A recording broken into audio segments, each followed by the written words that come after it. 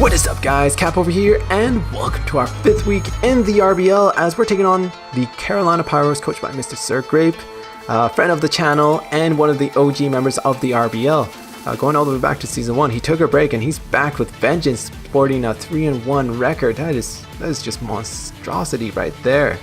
We're 2-2, so if we can take a match from this fella, we'll both be 3-2. Basic math, you know, bam, what can you do? Anywho, before we get into this battle, be sure to smash that like button, show your support by subbing or sharing or doing all of the above. That'd be awesome. That'd be above and beyond. But let's get this battle on its way.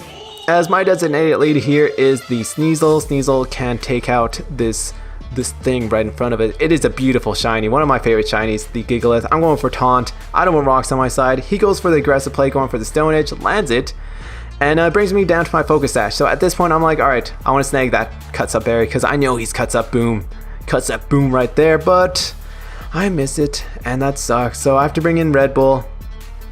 And once again, I'm going for Earthquake. I'm like, please miss your Stone Edge. 47% is a low roll on the Gigalith, assuming it's, you know, these rolls. And over here we get a 52%. So I'm pretty sure that was a low roll on the 47. That sucks because I lose my pincer and we're looking pretty bad. Fortunately for me, I have Aqua Jet. I outspeed this thing. All is good in the world once more. I'm getting a bit salty in the chat, but it was the heat of the moment. It didn't really matter at that point. So I'm going to bring in Keezus. I've got the Kabai Berry on the Zoom roll, but no point of revealing it right away. So I'm going to bring in Keezus. I can set up some screen predicting Crocodile or Arcanine to come in. My Reflect is going up. I've got screens for 8 turns because I'm like Clay. I'm looking pretty good. I can bring in Latios for free and drop a Jacob right on anything on this team. If Conkeldurr comes in, I can just drop a Psych Shock at it and that'll be fine. Fortunately for me, he does enough damage to himself where Draco Meter is a guaranteed KO. And he brings on Bianca, so I'm just going to switch into my my Klefki right over here because no point of predicting. If he goes for Thunderbolt, that's fine. He ends up going for Draco. And at this point, I figured, you know what, Thunder Wave is the middle ground play. He brings in his Crocodile, and I'm like, oh, that sucks. But I've got Play Rough, making a ballsy play over here, predicting him to not go for Earthquake. And I can get some damage off of this thing. That is huge. If I had Dazzling Gleam, I might have done a bit more damage. That is frightening when Klefki is going to put in the work.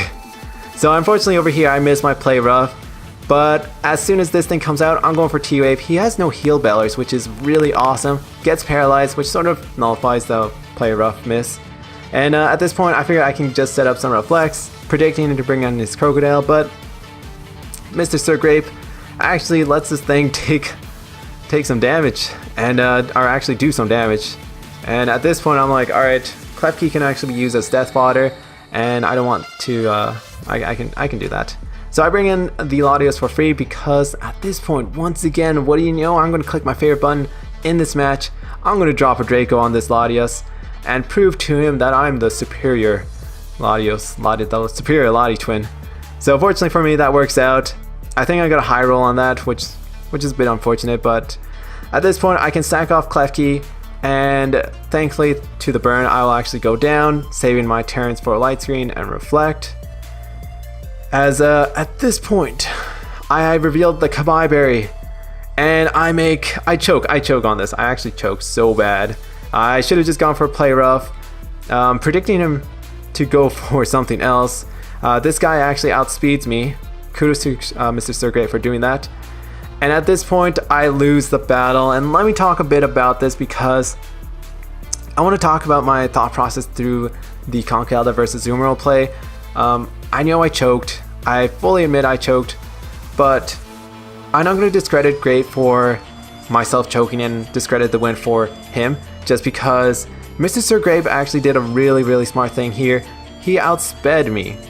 Azumarill outspeeds Conkeldurr naturally by a decent amount, and he has to invest a decent amount of speed on the Conk. I believe the max speed it can go to is 97. He put on 92, I was 88, and MrSirGrape over here actually does explain that the fastest common Azu setter out there is 92.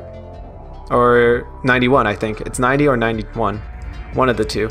So, shout out to him for doing that because Aqua Jet could have actually brought Conkeldurr down and I still would have had the battle in my favor. So if he hadn't outsped me, that whole situation would have happened. So shouts to Grape for doing that, but at that point I felt like I choked. I should have just gone for play rough. It was the middle ground play with the combo of play rough and Aqua Jet. I could have taken down Conch Elder. If he brought in Tentacruel, I would have taken down with Bulldoze. If he brought in the Crocodile doesn't want to take anything from it. Now at that point I could have just finished the game off with the Latios or something like that, but that didn't happen, and this is all Theriumon at this point. So unfortunately for us, we'll pick up our 3rd loss of the season and put us to 2-3. And this was a painful loss, actually. This one was sort of something that, you know, sort of it hurts. It hurts because I felt like I played good throughout the game, even missing a couple things. It didn't really matter in the long run. It was just unfortunate. But I felt like I played alright in this match, and I just had one moment where I just choked, and it really cost me the battle. And it sucked. It really, really, really sucked. And I'm not gonna lie, I was a bit disappointed in myself. And it wasn't salty. I was just like, man, why'd you do that? Why did you? What? Just looking at the replay, why? So still, we were gonna keep our heads up. We're gonna go throughout the seasons, or throughout the rest of the season, and try to pick up as much victories as we can. We're still in the run for the playoffs, so we still have a lot of things to prepare for. We've got some really incredible coaches out there that we're gonna have to face off against. Joseph, season 2 champion, the undefeated Drunken Potatoes, coach of the Atlanta Alterias, I think, or something like that. And we've got a couple of the original members of the RBL, like Quinn and Totharo, some other people. Alex, hopefully he's back. Shout out to you, Alex, if you're doing all right. Wish him all the luck that you can. So we've got our work cut out for us, but you know what? That's the Toronto Staraptors season. We wouldn't have it any other way. We gotta make things interesting and hard for us. So I hope you guys enjoy this. If you guys enjoyed the little ramble at the end, thank you so much for sticking around and supporting your Toronto Staraptors. But I'm gonna get going. Hopefully next week we can pull off a W. And this is Cap signing off.